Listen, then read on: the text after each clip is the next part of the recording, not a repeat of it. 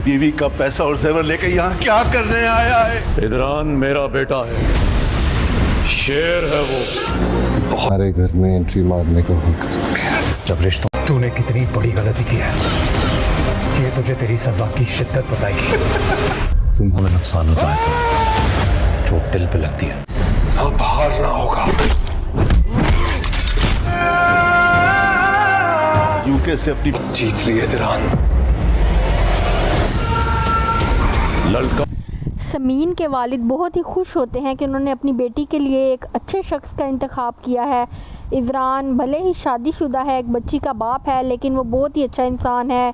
वो समीन का भी बहुत ख्याल रखता है और उन्हें इस बात का यकीन है कि उनकी बेटी उस घर में बहुत ही खुश रहेगी, क्योंकि उन्होंने उसकी शादी एक बहुत ही अच्छे और नेक इंसान के साथ की है। समीन भी इरहा के साथ बहुत ज़्यादा प्यार करती है। इज़रान सब कुछ नोट कर रहा है और आहिस्ता आहिस्ता उसकी जगह उसके दिल में बनती जा रही है। वो भी उसे आहिस्ता आहिस्ता पसंद करने लगा है, उसकी तरफ अट्रैक्ट हो रहा है।